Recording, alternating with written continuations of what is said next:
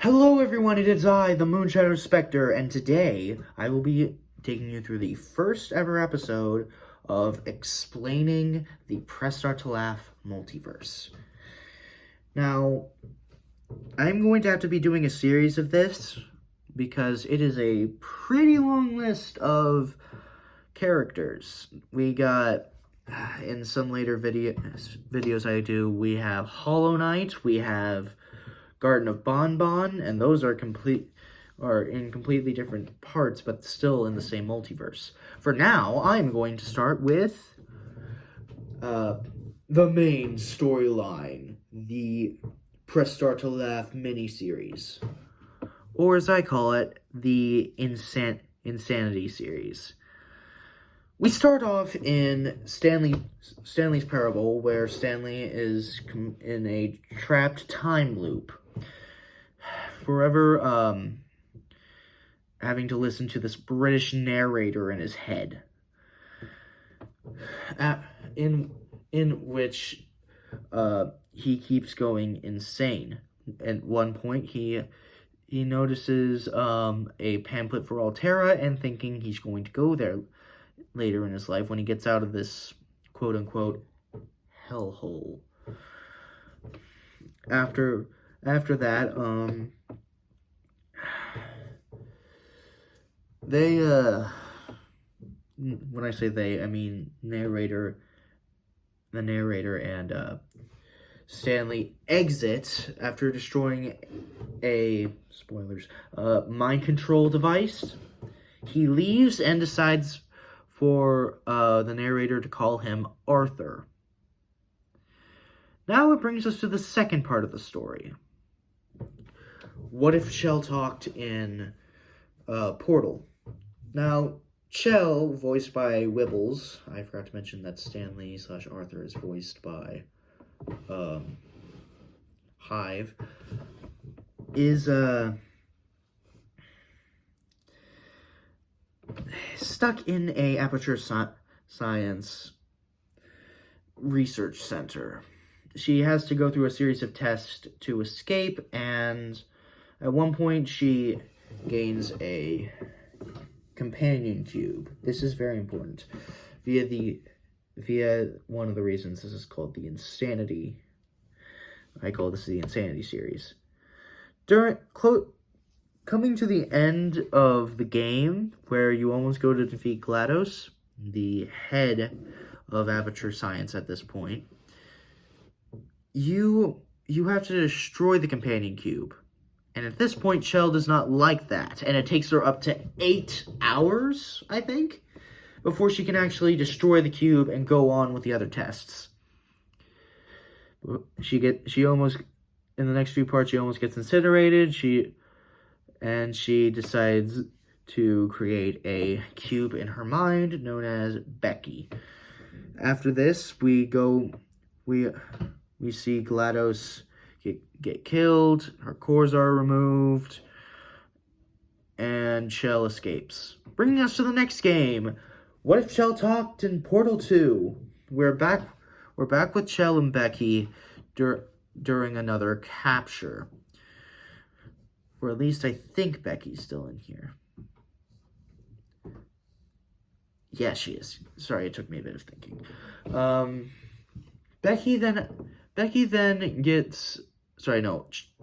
Chell then has to go through the rigorous plan of escaping with a little orb called Wheatley.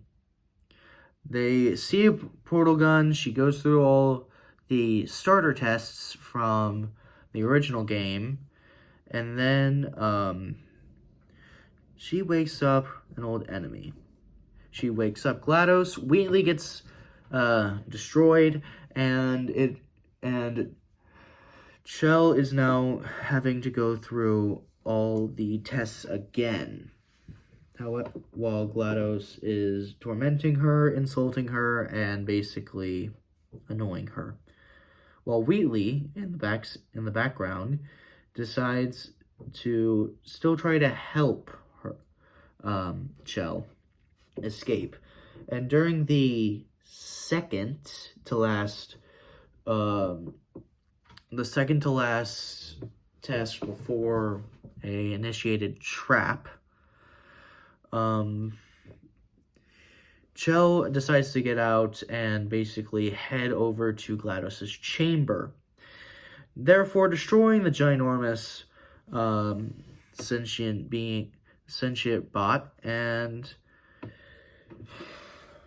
then putting Wheatley into GLaDOS's body.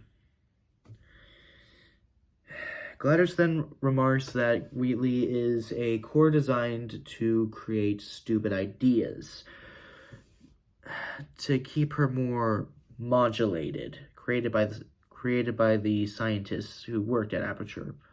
She then killed them, and now Wheatley has taken control.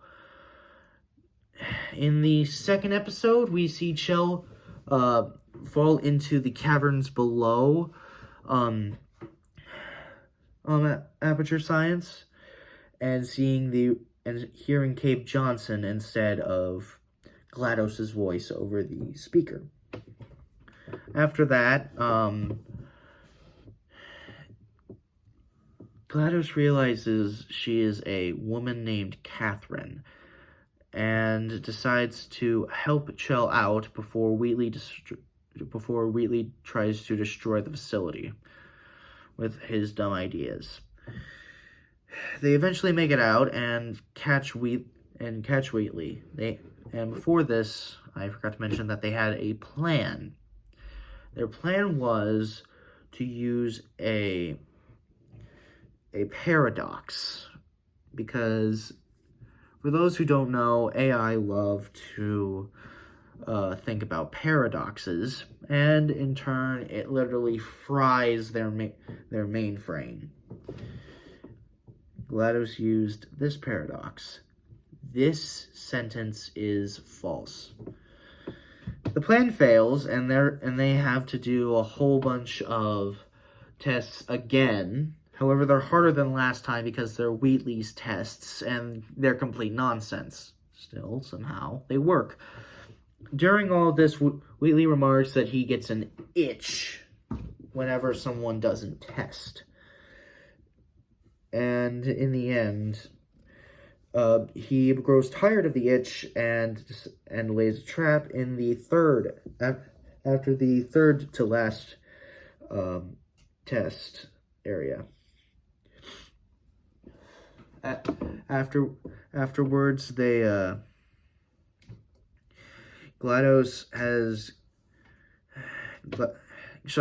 Chell shoots a portal in a different area to survive being crushed by